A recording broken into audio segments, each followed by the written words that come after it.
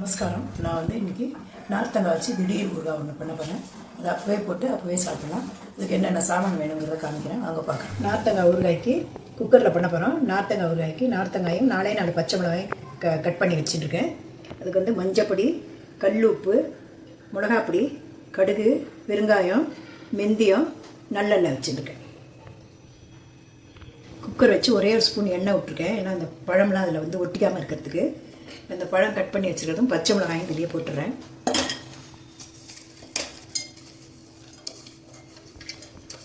இதுக்கு தேவையான கல் உப்பு போடுறேன். நான் மஞ்சப்பொடி பண்ணி போடுறேன்.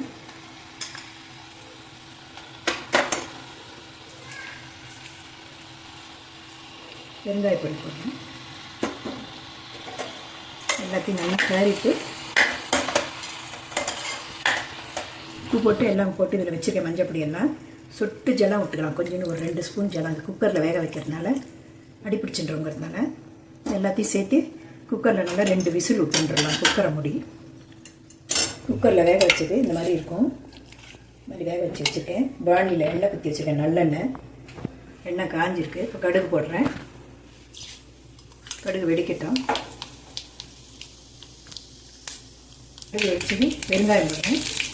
கேஸ் அணைச்சிட்டு இதில் மிளகாப்பொடி போடுறேன். தேவையான மிளகாப்பொடி போடுறேன். எண்ணெயிலேயே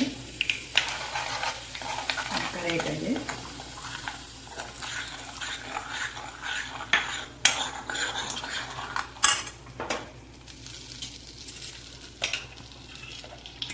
இந்த வெந்த நார்த்தங்காய் போடுறேன்.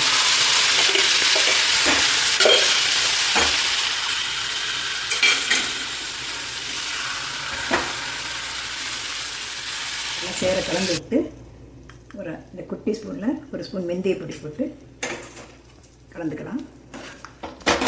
வெந்தயத்தை வெறும் பாண்டியில் வறுத்துட்டு எண்ணெயெல்லாம் இல்லாமல் பொடிச்சது தான் அதில் போட்டிருக்கேன். இப்போ ஊறுகாய் ரெடி ஆகிடுது. இதெல்லாம் ஆறினதுக்கப்புறம் பாட்டிலில் போட்டு வச்சுக்கலாம். ஸ்டோர் பண்ணிங்கன்னா 10 நாள் வச்சுக்கலாம். ஃப்ரிட்ஜில் வச்சா. வெளியில் வச்சிங்கன்னா கெட்டு போயிடும் குக்கரில் வச்சதுனால. அதனால் நீங்கள் கொஞ்சம் நிறைய போட்டிங்கனாக்கா ஒரு பாட்டிலில் போட்டு ஃப்ரிட்ஜில் வச்சுட்டு கொஞ்சம் அப்பப்போ எடுத்து யூஸ் பண்ணிக்கலாம். நீங்களும் இது மாதிரி பண்ணி பாருங்கள். அப்புறம் உங்களுக்கு வேறு வீடியோவில் உங்களை சந்திக்கிறேன்.